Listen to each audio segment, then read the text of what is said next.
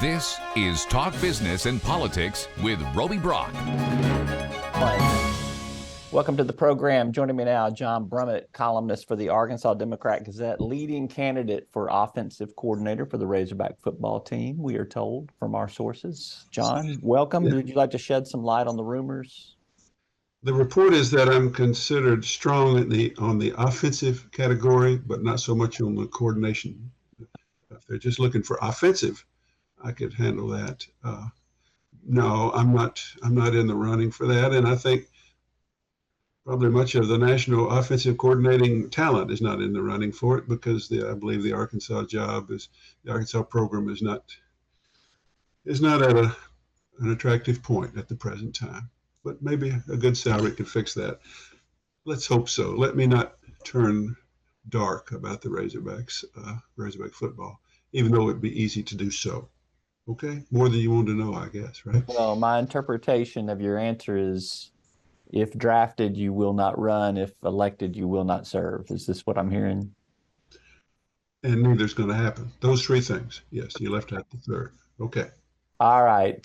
We had a big decision recently on voting rights centered around Arkansas's redrawing of congressional districts, legislative of their state legislative districts. Yeah. Give me your interpretation of what we have learned. This seems to be precedent setting at the Court of Appeals and maybe is headed for a U.S. Supreme Court interpretation at some time. Well, a conservative federal judge in Little Rock, a Trump nominee who had spent much of his adulthood pre-judgeship in the ideologically conservative Federalist Society, ruled essentially that Black people with their advocacy groups may not sue under the Voting Rights Act because alleging that these districts treat them unfairly, because the Voting Rights Act in Section 2 doesn't grant specific authority for private individuals to sue, reserving that, he said, only for the Justice Department. It's the Voting Rights Act of '65. We've had a half century of these suits being filed, mostly by private advocacy groups in behalf of people. His ruling defied precedent and set new law by saying there never was any law. And a 3-judge panel of the Court of Appeals, a Republican district, voted 2-1 to affirm him. So now we could appeal, the case could be appealed to the full panel, the full assortment of the 8th Circuit. But yeah, it's a significant enough issue that from there, this could be a big voting rights issue for the U.S. Supreme Court. Of course, I'm not optimistic about that. But this is all, you could argue, let me put it that way.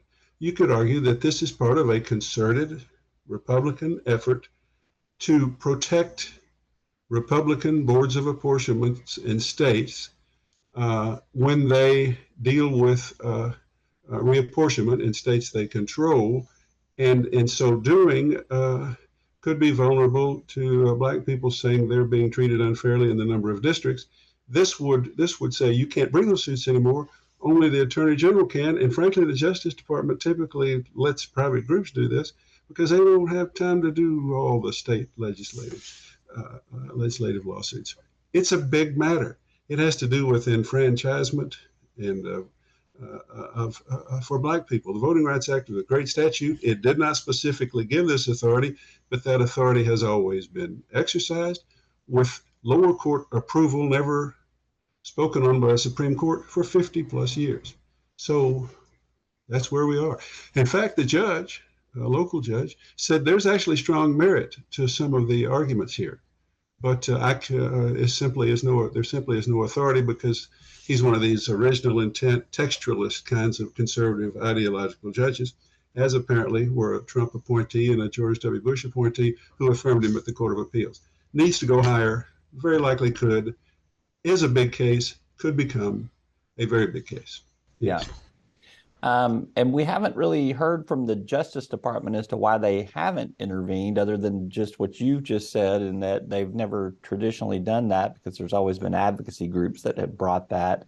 Right. This, I guess, could change, and if you just apply the logic of this, just say it's an unfriendly administration to the plaintiffs, they'll have no recourse in a court of law if this precedent is upheld. That's right. I think the reason Attorney General Garland turned down the local judge's request to intervene in the case was that to do so, understanding that this judge says he's going to throw out the case because no authority exists for anyone but the Justice Department, had he then said, okay, we're here, he would have been acquiescing to this precedent-breaking, new precedent-setting, conservative, ideological interpretation.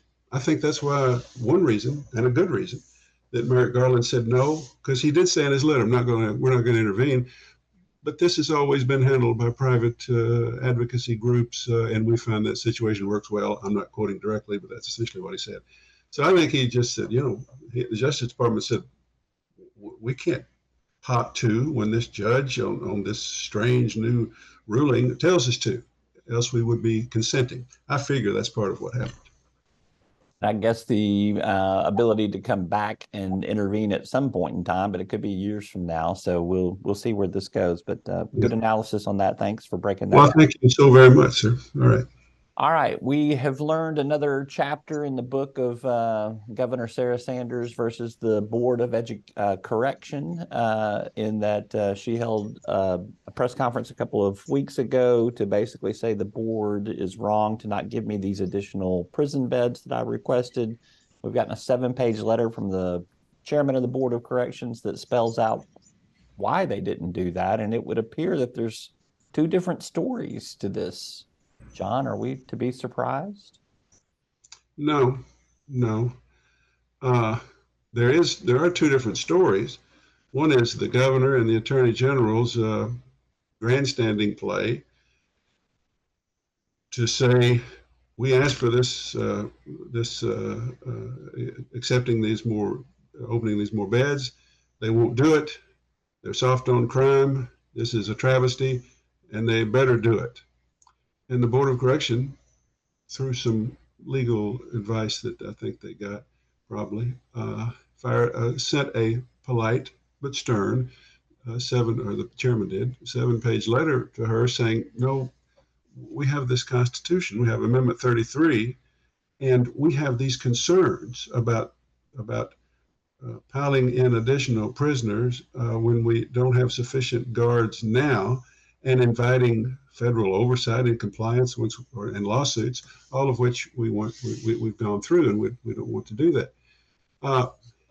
It's an important issue, and you can't criticize the governor and the attorney general for wanting to alleviate the crowding in county jails and have the state take its proper responsibility. It's not a new problem, but it's the method. I mean, these things have to be worked out by reasonable people, in my view, and usually have been. And her style is Trump taught, Tommy Robinson influenced, which is to be disruptive, divisive, and to play to the public to bring pressure. I'm not against the goal of saying let's find a way we shouldn't put this pressure on the county jails, and we need to address this problem. I'm not even against her long-term building plan, like a lot of progressive people are. I just don't like her divisive methods.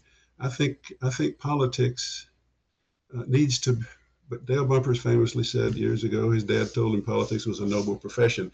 It's less noble when once elected, problems are addressed in totally political fashion rather than executive fashion. And that's what we've got with her. And I hope it can all be worked out. Frankly, I hope that we can take some pressure off the county jails. I hope we can find a way to have a more reasonable imprisonment policy, and I hope we can have all the guards are important, and I hope we can afford and all the ones we need and get good ones in place. But to approach it the way she did is what offends me, and largely the correction board. I mean, they would have loved the opportunity to sit down with her, come into her office, and talk about how do we do this.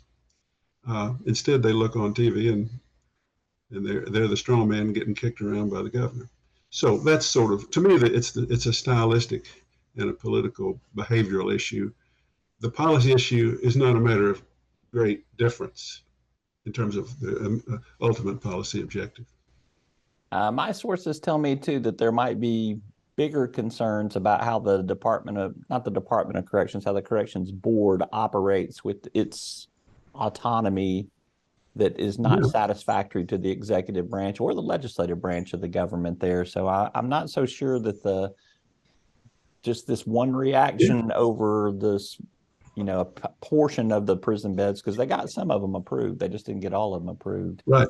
I'm not sure there's not a greater. Well, there's a constitutional issue here. There's a greater friction there. So yeah, there is. I mean, they tried to pass some bill. It did pass some bill in the session that seemed to ignore Amendment 33, that the semi-autonomy of the Correction Board, dating to 1942, and the Attorney General of the state, Tim Griffin, is assailing the Correction Board when in fact it's arguing that it's abiding by an amendment to the Constitution, which he seems to be not paying as much attention to as I think he ought, at least in his rhetoric. But the concept: should the governor, as the elected chief executive, be able to implement policies in all state agencies? Yes, in an ideal world.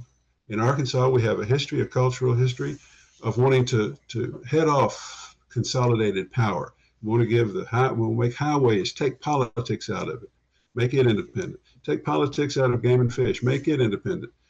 Take politics out of higher education boards. We want to do all that, and you really can't take politics out of it. We've got a lot of politics in this, but it does sap the authority of the governor to do what the governor wants to do. It does, and that's an issue to be talked about. If Governor Sanders and Attorney General Griffin want to get an amendment on the ballot to take this autonomy away from Correction Board, we'll have a good vote, a good debate on that. Meantime, we don't need all this showing off and grandstanding to solve the problem. We need to address the problem.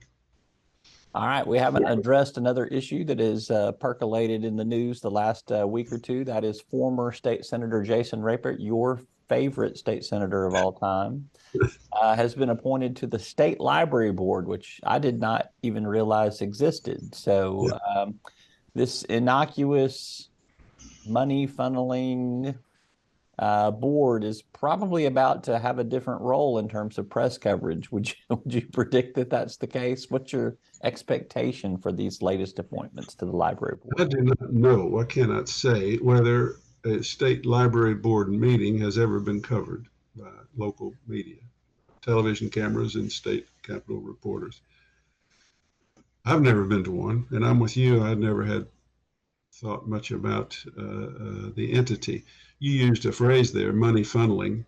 That, however, is important. Funneling money to libraries in the state. And appointing Jason Rapert to it, when he is obviously a religious extremist who is going to apply his standards on what God would have us read to what he thinks about libraries, and the fact that he is he's a lightning rod of a political figure, changes the whole temperament of the library board and library issues in the state, which already were pretty incendiary. And I think, I'll just say for my part, Governor Sanders, again, strictly political, strictly in your face, strictly divisive and disruptive. She could have appointed several 100,000 other Arkansans to this board, but she chose to stick it to the liberals. And I think she seems to be, and she probably enjoys this kind of reaction and stronger reactions from others. So that's the way she governs. I think that's the way she's wired. And let's all gather at the next library board meeting and take pictures of Jason Rapert and run tape recorders as he speaks, because that's what he wants. Okay. All right. Will you be there in the audience taking notes? No, everybody else. I'm not gonna go, but everybody else should. Okay. You could be busy scheming an offensive line and some other things for the Razorbacks too. Promise me you'll keep me posted on this offensive coordinator position? Well, Sam says he's going to have one in place in a few days, and it's going to turn everything around. Have they even contacted you? I'm not at liberty to say. I'm not at liberty to say. I've been asked not to talk about matters having to do with the Razorbacks by thousands of Arkansas fans. So, yeah. All right. He is, for now, columnist for the Arkansas Democrat. And happy to be. All right. Take care. All right.